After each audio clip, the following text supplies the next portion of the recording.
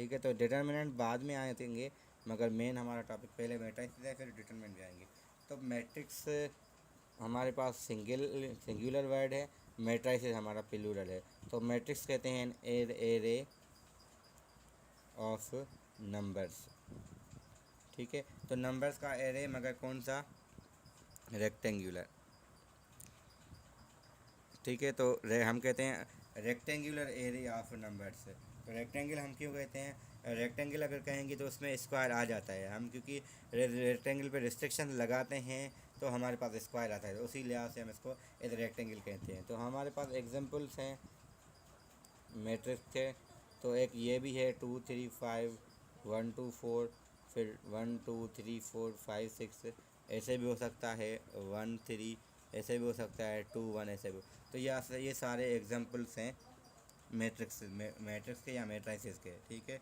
तो हम जो जहाँ पे चीज़ डिफ़ाइन करते हैं, पहला एंट्रीज़, जिसको हम एंट्रीज़ या एलिमेंट्स भी कहते हैं। तो हम कहते हैं एवरी एलिमेंट, अच्छा, मैं यहाँ पे अलग से लिखने से बेहतर है हम यहाँ लिखते हैं ये matrix A B C D. तो हम कहेंगे A B C D are called entries, ठीक है। तो हम ए बी सी जो हमारे पास अंदर होते हैं उसको हम एंट्रीज़ का नाम देते हैं।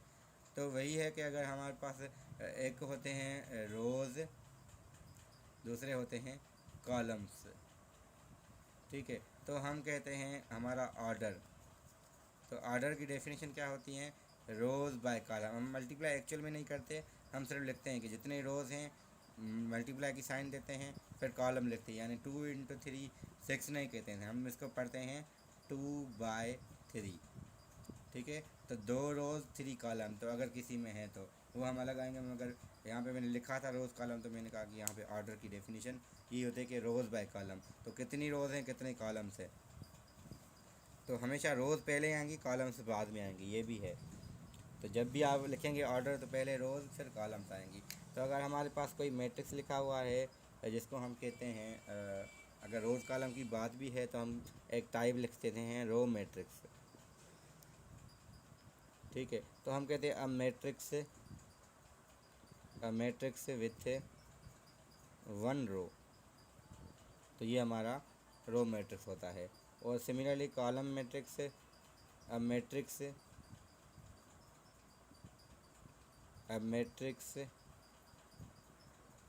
With 1 column. अगर यहाँ पे मैं लिखने में थोड़ा इशू है, यहाँ पे मैट्रिक्स विथ 1 कॉलम, तो यहाँ पे रो मैट्रिक्स में हमारे पास 1 2 इस किस्म का कुछ होगा, और यहाँ पे 1 2 कुछ इस किस्म का होगा। लाजमन नहीं कि ये हो, तो मैं इसलिए यहाँ पे 3 और 5 रखता हूँ। तो लाजमन नहीं कि सेम हो, मतलब यहाँ पे रो एक हो, यहाँ पे कॉलम एक हो।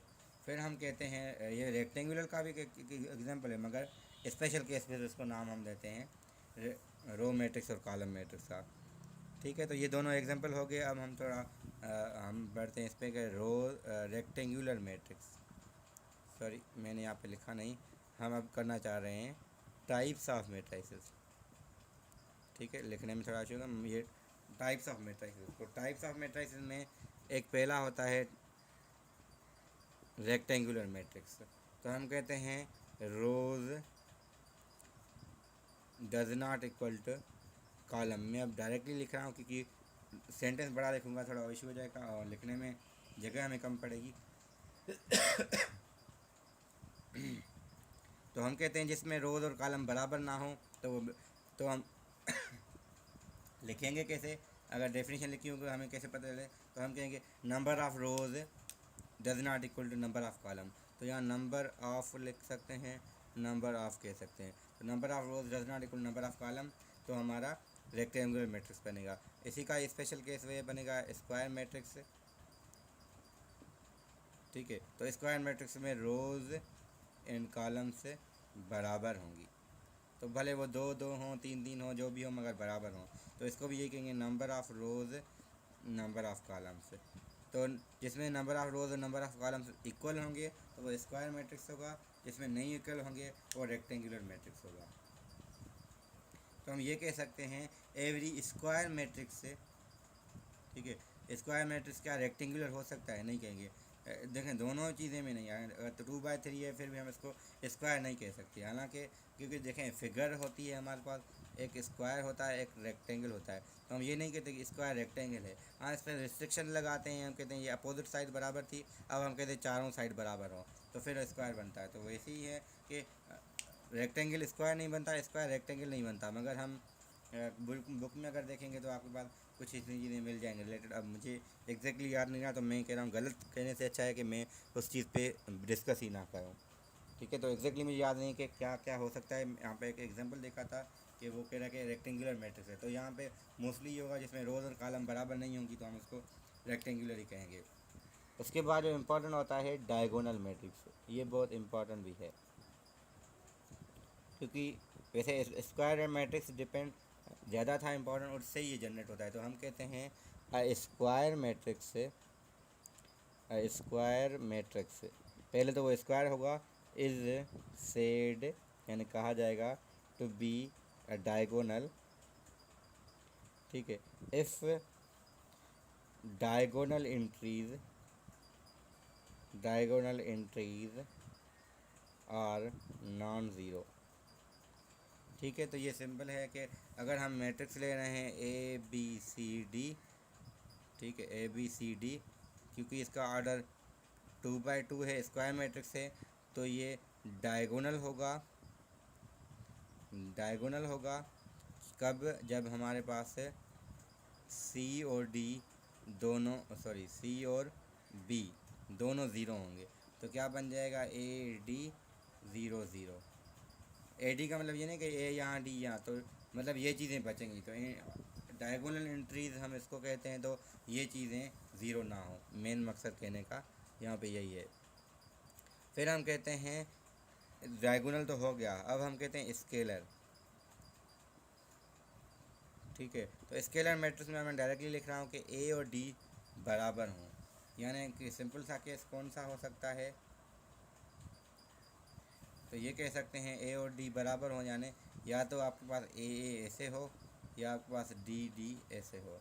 तो ए और डी का हमें वैल्यू नहीं पता, तो हम लोग इस वजह से ये लिख रहे हैं। तो मतलब कहने का ये दोनों नंबर सेम हो, और ये ना तो ज़ीरो हो ना ही वन हो, क्योंकि वन और ज़ीरो का केस फिर अलग आ जाता है।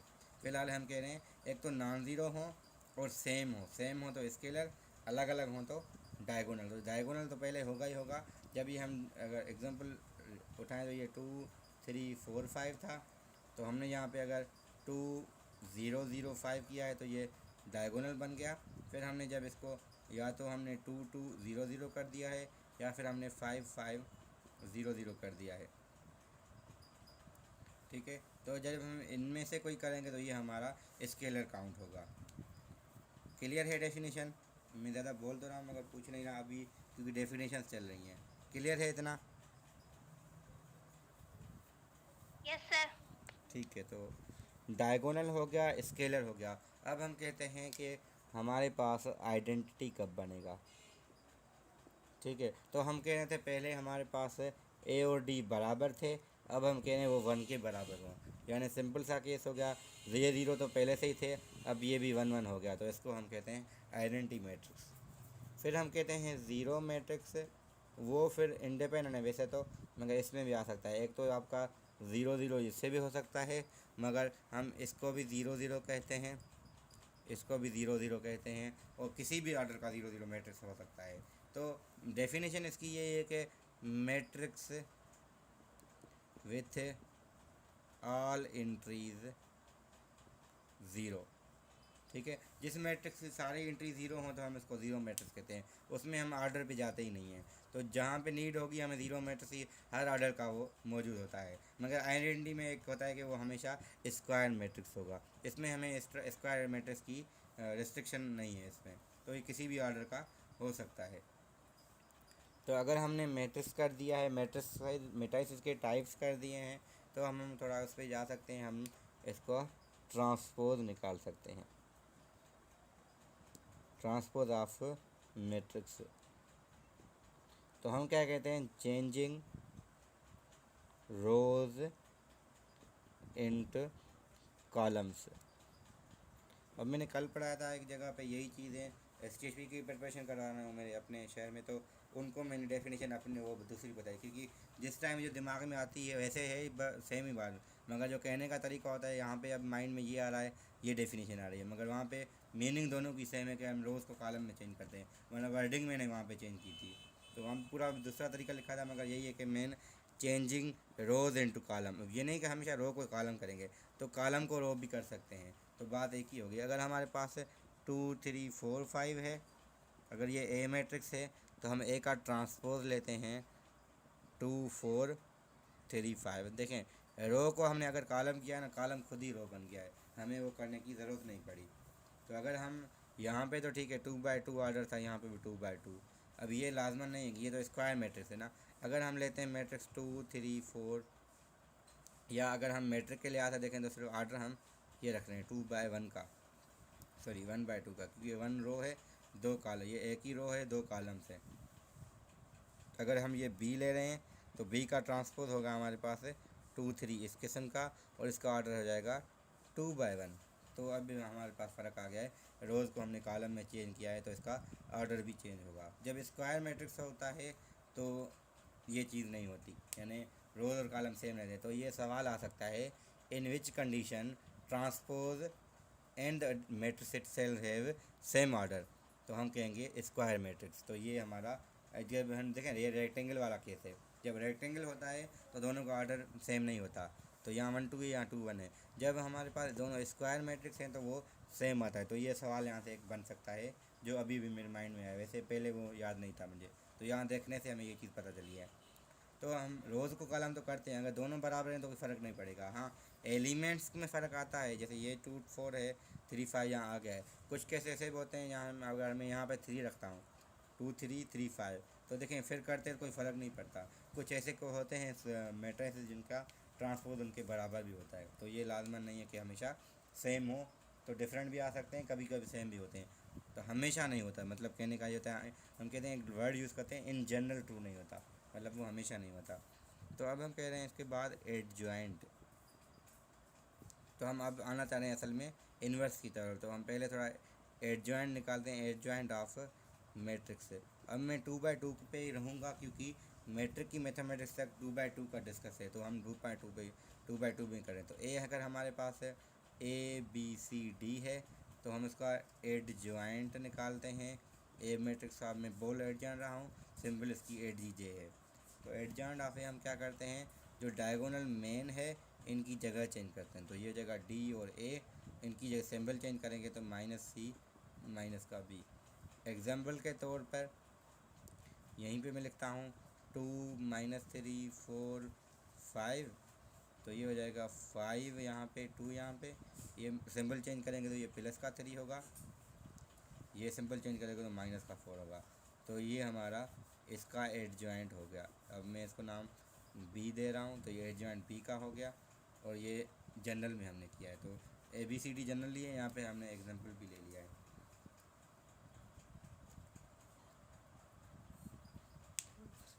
ठीक है, तो एडजॉइंट हो गया। अब एडजॉइंट के बाद हम आना चाह रहे हैं डिटर्मिनेंट पे।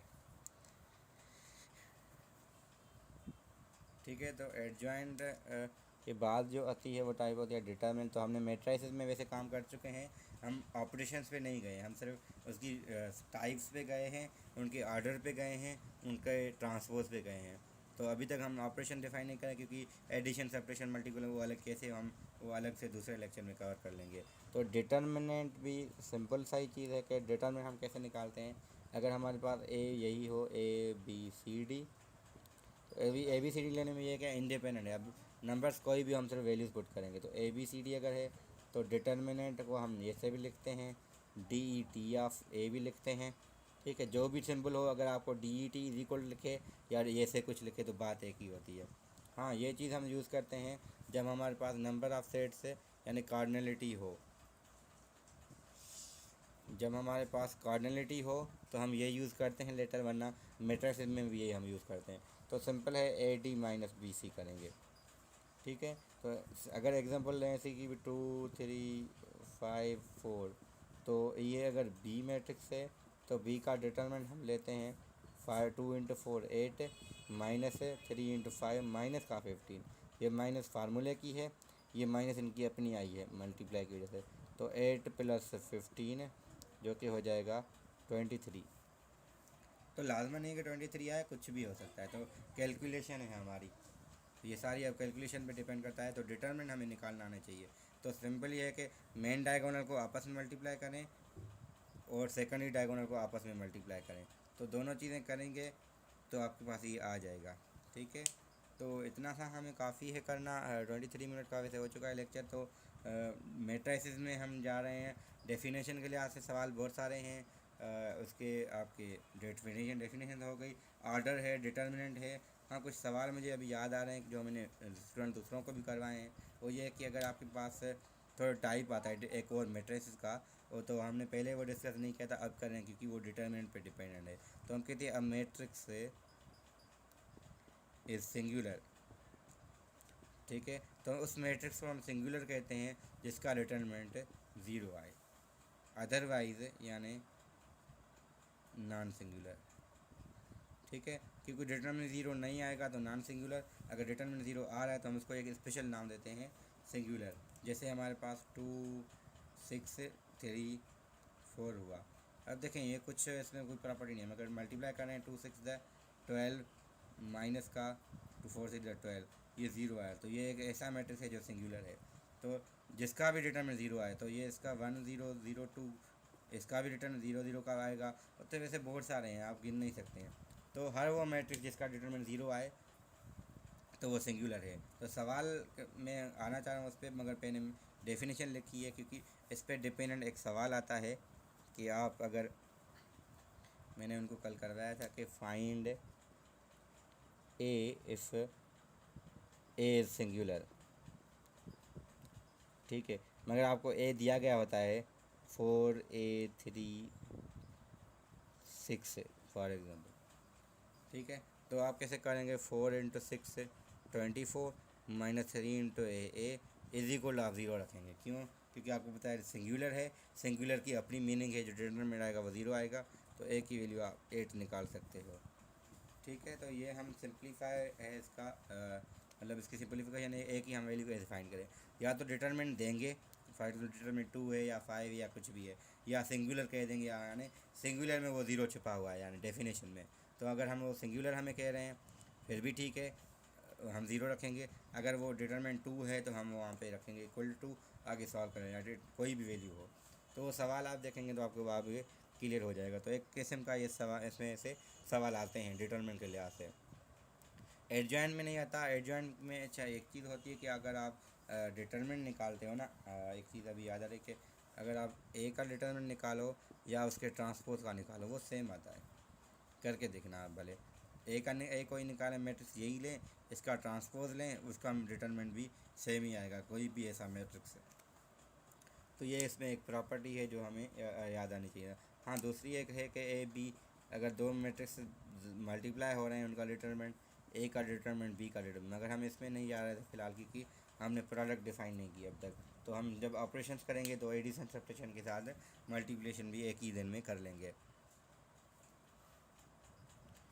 ठीक है, तो यहाँ पे हमारा लेक्चर ये पूरा होता है, जिसमें हमने पहले तो हमने लॉगरिथम को थोड़ा रिवाइज़ किया, उसके लाज को फॉरवर्ड और बैकवर्ड का समझा के कैसे हम कर सकते हैं।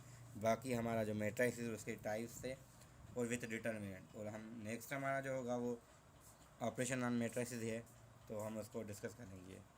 ठीक है, जो भी सवाल हो आप अभी पूछ सकते हैं, वरना आपके पास व्हाट्सएप पे आप नंबर गिवन है या ग्रुप में ही पूछ सकते हैं। कोई क्वेश्चन है? No, sir. ठीक है, तो ये आप देख लीजिएगा। अगर वीडियो को यहाँ मिस्टेक हो या मतलब कोई इशू हो या कोई चीज़ समझ ना आए तो वीडियो को देखें, अगर ना आए तो फिर पूछ सकते हैं। तो ये बेसिक भी चीज़ें हैं, मैं देखता हूँ अगर मुझे कोई सवाल कहीं से मिलें तो ठीक है। अगर आपके पास अगर मैट्रिक की बुक अभी अवेलेबल है इस टाइम, तो उसमें मैट्रिक्स वाले चैप्टर में जाएंगे तो वहाँ पे मिस जो आखिर में रिव्यू की होती है वहाँ पे MCQs या फिलिंग द ब्लैंक्स लिखे हैं, तो उसकी अगर फ़ोटो निकाल के ग्रुप में भेजेंगे ना तो आप खुद भी करें, तो वहाँ से आपको प्रैक्टिस के लिए अच्छे खासे सवाल हैं। लास्ट में जो फिलिंग द ब्लैंक्स है, क्योंकि filling the blank MCQ seat हैं, वहाँ पे आपको फिलिंग द ब्लैंक्स है, वो जो ब्लैंक फिल होगा वो आपका वहाँ पे ऑप्शन होगा। तो उसका थोड़ा प्रैक्टिस के लिए आप फ़ोटो अगर आपके पास बुक है तो वो सेंड कर दें ग्रुप में। Okay, sir.